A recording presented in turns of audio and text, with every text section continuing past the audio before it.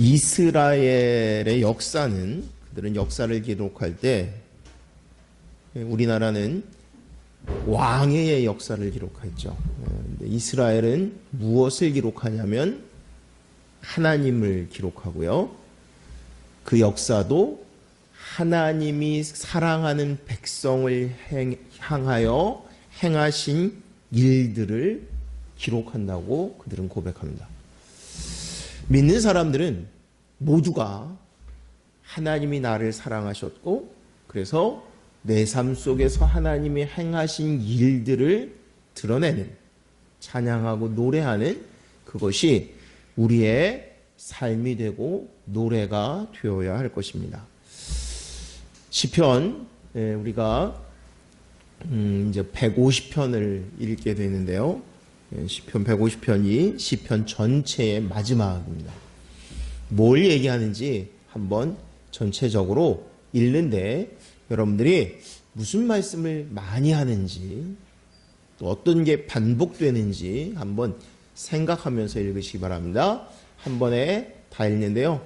함께 읽겠습니다. 할렐루야. 그의 성소에서 하나님을 찬양하며 그의 권능의 궁창에서 그를 찬양할지어다. 그의 능하신 행동을 찬양하며 그의 지극히 위대하심을 따라 찬양할지어다.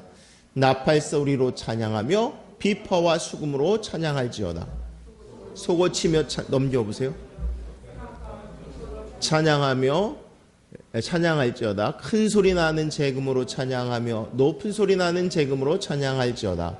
호흡이 있는 자마다 여호와를 찬양할지어다. 할렐루야. 네. 뭐가 반복되든가요? 찬양하라. 성경에 찬양이라는 단어 자체, 찬양하라까지가 아니라 그냥 찬양이라는 단어가 생각보다 그렇게 많지 않습니다.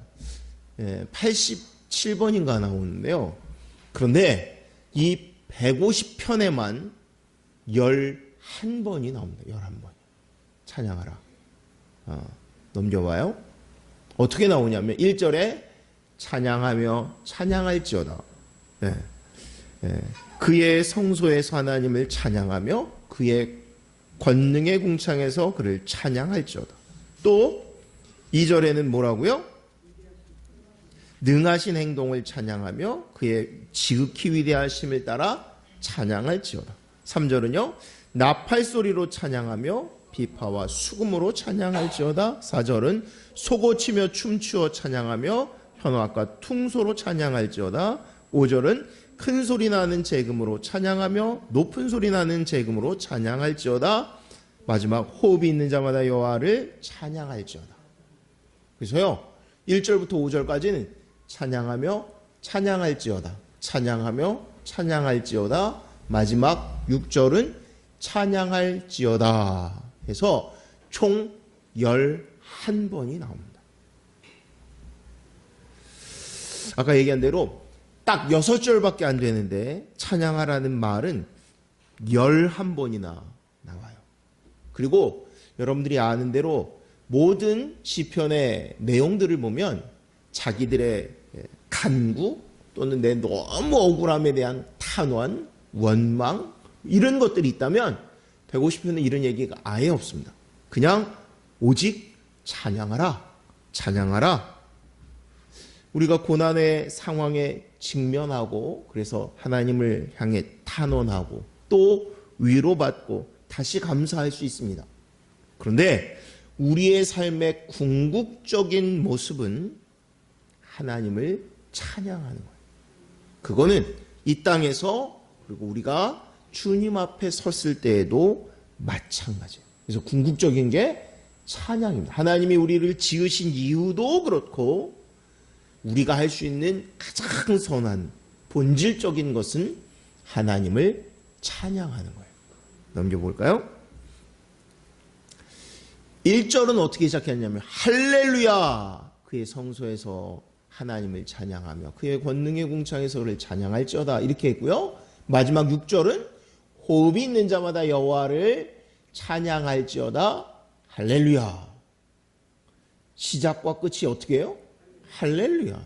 할렐루야도 여호와를 찬양하라, 하나님을 찬양하라라는 말이기 때문에 실제로 찬양하라가 13번 들어간 거랑 똑같아요. 그러니까 한마디로 말하면 그냥 찬양하라, 찬양하라, 찬양하라 이렇게 얘기하는 거예요. 네. 우리가 이 세상을 살아가는 동안 이 세상은 하나님의 찬양으로 가득 차야 돼요. 누가 뭐라고 그래도. 그런데 우리가 하나님을 찬양하는 노래로 가득 차는 게 아니라 원망, 한탄, 한숨, 그죠? 탄식. 그럼 누가 찬양으로 이 세상을 채울 수 있어요? 성도가. 그죠? 다른 사람이 채우지 못해요. 성도가 채우는 거예요. 성도가. 물론 오늘 본문 마지막 6절에 보면 호흡이 있는 자마다 모두가 하나님이 지으신 목적에 합당한 찬양을 하라라고 말씀하세요. 네. 개인이든 가정이든 국가든 모든 누구든지 하나님을 찬양하라고 얘기하는 거예요. 넘겨봐요. 이제 1절부터 다시 봅니다. 한 목소리로요. 할렐루야. 그의 성소에서 하나님을 찬양하며 그의 권능의 궁창에서 그를 찬양할지어다. 어디에서 찬양하라고요? 성소에서. 또 그의 권능의 궁창에서. 찬양은 성전에서만 할까요? 모든 곳에서 해야 돼요. 그런데 그럼에도 불구하고 가장 정형화되고 그리고 거룩하고 온전한 찬양은 사실은 성소에서 나타납니다. 장소가 그래서 아니요. 더 중요한 거는 예수를 주로 고백하는 이들, 하나님을 믿고 하나님의 자녀된 자들의 고백을 통해서 그 찬양이 능력이 있는 거예요. 그 찬양은 모두가 할 수 있는 것 같지만 실제로는 성도가 하는 거예요. 성도가 변화되어지고 새로운 사람이. 우리가 하나님을 찬양. 그의 권능의 궁창에서 하나님이 이 모든 것을요. 하나님이 지으셨어요. 특별히 궁창 언제 만드시죠? 태초에 만드시잖아요. 태초에. 하나님이 궁창이 있으라 하심에 궁창이 생기면서 위의 물과 아래 물을 나누세요. 하나님이 경계를 지으심도 되지만 하나님이 모든 것을 다스리시고 질서를 잡으시는 것을 이야기하기도 합니다. 우리는 하늘을 보면서 야 맑다, 야 오늘 하늘에 구름이 어떻네? 아니라 그 영광을 보면서 하나님의 다스리심과 통치를 기억하고 또 하나 그 모든 것에서 하나님의 영광과 찬양이 드러남을. 우리는 무슨 찬양 소리가 나? 그냥 하늘이지. 그런데 여러분 처음 예수님을 믿었을 때 내가 회개하고 또는 예수 그리스도로 말미암아 그 기쁨과 감격이 있었을 때 하늘을 보할 때 어땠어요? 누가 말하지 않는데도 진짜 새소리가 들리는 것 같고 하늘의 노래소리가 들리는 것 같고 실제로는요. 우리 눈에는 보이지 않는 것 같으나 모든 것이 하나님을 찬양합니다. 다시 말하면 내가 이 성소에서 부르는 찬양 그것이 온 세계 가운데 하나님의 영광을 드러내는 찬양이 되기를 또 찬양이라고 이야기하는 거예요. 넘겨봅시다. 함께 공감합니다. 그의 능하신 행동을 따라 찬양하며 그의 지극히 위대하심을 따라 찬양할지어다.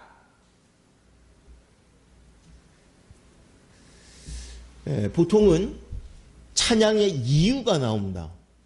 그런데 150편은 찬양의 이유도 안 나와요. 146편부터 146, 147, 148, 149, 150 이게 다 찬양하라, 찬양하라, 찬양하라. 그래서 찬양시편이라고 얘기하는데요. 146편에는 누구를 찬양하라 그러냐면 창조주 하나님. 어떤 창조주? 낮은 자를 돌보시는 사랑이 많으신 인자하신 야훼 하나님을 찬양하라고요. 147편에는 이 자연 만물을 다스리고 통치하시는 그 통치자 하나님을 찬양하라고요. 또 149편에는 세상의 민족, 이 세상 민족의 심판주로 오시는 심판하실 그분을 찬양하라고요. 그런데요, 150편에는 그냥 야훼 하나님, 그냥 그 하나님의 위대하심, 다시 말하면 하나님의 본성, 그걸 찬양하라고 그래요. 네. 다른 어떤 것이 아니라 그의 본성, 능하신 행동을 찬양하라는 말은요, 하나님은 강력한 왕권을 가지고 계세요. 그 강한 왕권은 다른 게 아니라 이 모든 것을 창조하셨고 마지막에 구원하시는, 그리고 심판하시고 치료와 용서하시는 그 하나님, 아까 뭐라 그랬어요? 본질, 본성, 하나님이 가지고 있는 그 성품, 이걸 찬양하라. 힘과 위대함이라는 것은 하나님 역사 가운데 하나님이 행하시는 구체적인 것이 아니라 하나님의 본성. 아까 얘기했죠. 다른 거는 하나님이 이래서 하나님이 어떤 행동을 하셔서 찬양한다고 얘기한다면 150편은 뭐라고요? 하나님이 위대하시기 때문에, 하나님은 찬양받으실 만하기 때문에, 그래서 하나님을 높입니다 라고 얘기합니다. 넘겨봅시다. 함께 공동해요. 나팔소리로 찬양하며 비파와 수금으로 찬양할지어다. 여러분들이 느끼시나요? 지금 제가 되게 빨리빨리 해요. 이유는 요즘 뭐 밥 먹고 오늘 뭐 있어요? 없어요? 끝나고 갈 때 줘요? 뭐 해놨어요? 아무튼 교회에서 못 먹어서 중간에 먹고 뭘 하지 못하고 그냥 빨리빨리 제가 하고, 근데 중요한 건 찬양을 해야 돼. 찬양. 여러분들이 찬양이 어떤 능력이 있는지를 오늘 경험을 할 수 있으면 뭐 다 하시겠지만 경험하셔야 돼. 경험. 그래서 찬양 예배 끝나고 그냥 후다다다닥 젊은 중고등학교 청년부가 가니까 그냥 빨리 설교를 끝내고 실제 찬양을 하려고 합니다. 찬양하고 기도보다도 오늘은 찬양을 더 집중적으로 하려고 하는데, 그래서 여러분들 빨리 설교를 끝내니까 여러분들이 찬양의 은혜를 받으셔야 돼요. 자, 나팔 소리로 찬양하고 비파와 수금으로 찬양하라. 아까 146편부터 나왔는데요. 146편에는 악기가 아예 등장하지 않습니다. 147편에는 수금이 나와요. 그리고 149편에는 수금과 소고가 나와요. 그런데 150편에는 악기가요, 한마디로 몽땅 다 나옵니다. 다세 보면 7가지던데? 7가지라고 하면 완전수를 얘기하는 거예요. 모든 것, 여러분들이 다룰 수 있는 악기, 나는 다룰 수 있는 게 없는데, 그러면 손뼉 치시면 돼요. 예, 손뼉 치시면. 우리나라 난타 있잖아요. 난타가 여러분들 보기엔 뭐 북을 가지고 나와서 치는 것 같아요. 사실은 북이 아니라 그냥 타악이에요. 아무거나, 아무거나 이용하는 거야. 아무거나. 하나님을 찬양하고 높이는데 이 악기를 꼭 가지고 나와라고 얘기하는 게 아니라 우리가 할 수 있는 모든 것을 통해서 하나님을 찬양하라라고 얘기하는 거예요. 특별히요, 나팔은 제사장이 또는 전쟁이 있을 때 맨 앞에 나가서 하는 거예요. 뭐를 선포하는 거냐면 이 모든 것, 하나님이 진두지휘하시고 하나님이 행하시고 하나님이, 그래서 저는 예전에 우리 안주호 전도사님만 할 때였던 것 같아요. 큰 교회들을 예배 드리는 거를 구경하고 싶어가지고 간 적이 있어요. 그때 광림교회라고 있죠. 강남에 그 광림교회인데 거기 예배 시간인데요. 제가 놀란 거는 거기 예배는 좀 특별하더라고요. 뭐가 특별했냐면 예배 전에 다른 게 기억이 안 나고요. 그냥 좀 어두운 것 같이 이렇게 커튼도 다 길게 쳐놓고 있다가 예배 이제 시작을 알리는데 나팔을 불더라고요. 나팔인데 이게 뭐 특별한 뭐가 아니라 아주 이렇게 좀 조그만데 소리가 굉장히 높더라고요. 근데 그 나팔 소리가 나면 커튼이 쫙 열리면서 예배 시작을 이제 알리는 거예요. 아마 이 본문, 이 말씀 가지고 생각했던 장면이 아닐까 생각해요.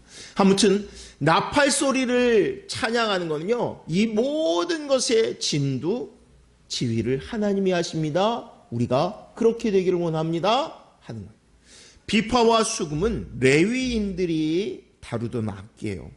한마디로 말하면 나팔, 비파와 수금 전부 성전에서, 한마디로 성전 예배 때 드리는 이 악기에 대한 찬양을 이야기하는 겁니다. 그래서 하나님을 높이고 찬양하는데 가장 형식적이고 또는 정형화된 것을 지금 3절에 얘기하고요. 그 다음에요, 소고치며 춤추어 찬양하며 현악과 퉁소로 찬양할지어다. 소고는 소위 말하면 북의 부. 우리 장고 같은 장고는 더 크죠? 뭐죠? 이 조그만 거? 이게 소고인가 우리나라도요? 그 다음에 현악. 현악은 줄 있는 거. 그 다음에 퉁소는 관악기라고 생각하시면 돼요. 관악기. 이렇게 필이나 나팔이나 뭐 이런 거 있잖아요. 관악기. 관으로 돼 있는 거.